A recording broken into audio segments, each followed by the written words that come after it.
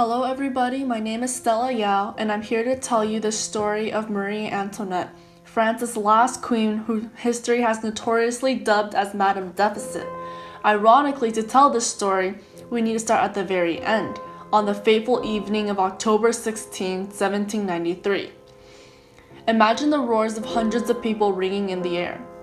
Imagine the stench of death filling your body while droplets of red cloud your vision. Just before the stained blade is released, all is quiet. Then it falls. As the head of Marie Antoinette, the 49th and last queen of France, rolls off the platform, chairs fill the square. Madame Deficit is dead.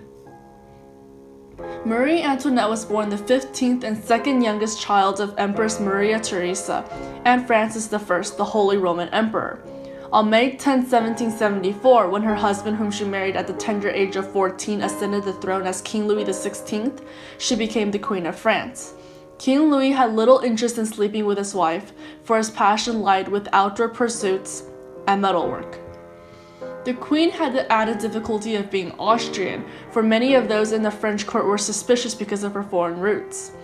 Though she had given her adopted country 4 children, including 2 potential heirs to the throne, many believed that they were the result of affairs. So why was this young queen the subject of so much hate? What did she do to drive her subjects to insanity, to the point of dubbing her Madame Deficit, to the point of thirsting for her blood, and to the point of placing her neck under the national razor and cheering once it fell? It started with an unfortunate marriage, a disregarding demeanor, and a little too much free time. During King Louis XVI's reign, France was facing a financial crisis. Marie Antoinette's extravagant lifestyle increasingly became the subject of popular ridicule. On her 21st birthday, she spent 3 solid days gambling with her friends. She spent heavily on fashion, luxuries, and was infamous for her extravagant wigs.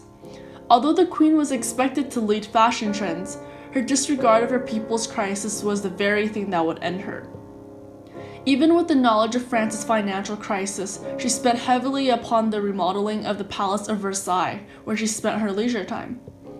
Upon hearing that there was no bread, Marie Antoinette was reported to have said, "Let them eat cake." However, there was no evidence that she actually said this. Jean-Jacques Rousseau's Confessions depicted a fatuous noblewoman who made this statement. The queen was likely attributed this statement out of desire to make her a scapegoat.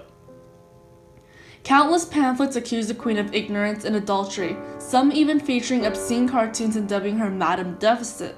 The word deficit is attributed to someone who spends more than one has. This was the French people's way of saying Marie Antoinette was a reason France is in debt. In addition, rumors of Marie Antoinette guiding and prompting her husband into making poor government choices infuriated the people.